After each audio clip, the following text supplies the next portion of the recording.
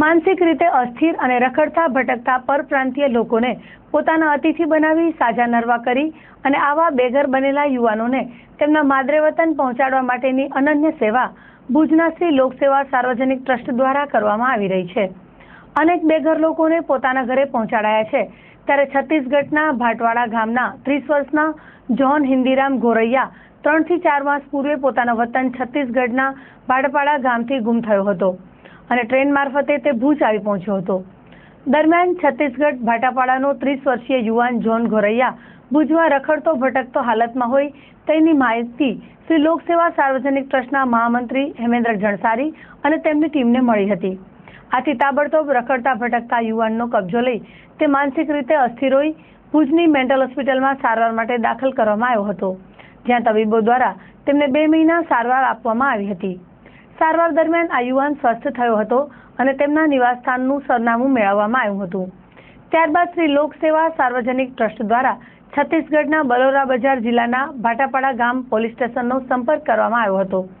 આખરે પોલીસે 3 માસ પૂર્વે ગુમ થયેલા યુવાનનું નિવાસસ્થાનનું સરનામું મેળવી તેમના પરિવારજનોને જાણ કરવામાં આવી હતી અને પોલીસની મદદથી જોન ગોરૈયાના ભાઈ ભલવા હિન્દીરામ ગોરૈયા ભુજ આવી પહોંચ્યા હતા અને સંસ્થાના હેમેન્દ્ર જણસારી, સામાજિક કાર્યકર વિપુલ દેવપુરાણી વગેરેના સહયોગથી જોન ગોરૈયાનો કબજો તેમના ભાઈને સોંપવામાં આવ્યો હતો। આખરે પરપ્રાંતીય પરિવારને તેમના ગુમ થયેલા ભાઈનું મિલન થતા હરખના આંસુ આવી ગયા હતા।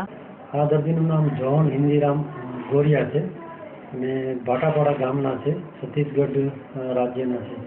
1 મહિના પહેલાં એમને શ્રી લોકસેવા સાર્વજનિક ટ્રસ્ટ દ્વારા રખડતી ભટકતી હાલતમાં મળેલ હતા અને ત્યારે એમને શારીરિક ઈજા પણ થયેલી હતી પગમાં અને એ સ્થિતિમાં આપણે એમને હોસ્પિટલમાં દાખલ કરાવી છે।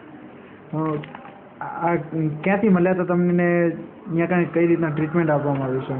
આ દર્દી અમને ભુજના કોઈ સમાજસેવી માણસે અમને ફોન કર્યો સંસ્થામાં અને એરપોર્ટ રોડ ઉપર ત્યારે ખરાબ પરિસ્થિતિમાં પડેલા હતા અને ત્યારે અમારી સંસ્થાની એમ્બ્યુલન્સ દ્વારા ત્યાંથી એમને એડોપ્ટ કરીને હોસ્પિટલમાં દાખલ કરાવી। આજ કોણ કોણ એને લેવા આવ્યા છે અને ક્યાંથી નીકળશે? આજે એમના મોટા ભાઈ છે એ લેવા માટે આવ્યા છે, બિલાવા કરીને છે, બિલાવા હિન્દીરામ ગોરૈયા, અને ભાટાપાડાથી આજે 3 દિવસની ટ્રેનની મુસાફરી બાદ અહીંયા લેવા માટે આવ્યા છે। ખાસ વાત તો એ છે કે પોતે ત્યાં કને કચરો વીણવાનો ધંધો કરે છે અને ખૂબ જ આર્થિક પરિસ્થિતિ એ લોકોની ખરાબ છે।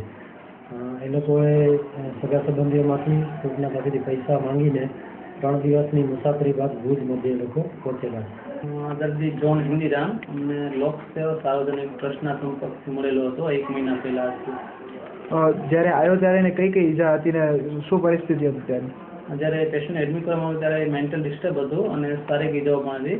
અમારા ડૉક્ટર મહેશ તિલવાણી સાહેબ અને ડૉક્ટર ગણિત દવે સાહેબે એને ટ્રીટમેન્ટ આપતા સારું થઈ જતા એમને એડ્રેસ બતાવ્યું ઘરનું અમને છત્તીસગઢનું ભાટાપાડાનું, તો ભાટાપાડા પોલીસનો આપણે સંપર્ક સાધેલો અને તે દ્વારા આજે એમના ફેમિલીવાળાને લેવા માટે આવ્યા છે।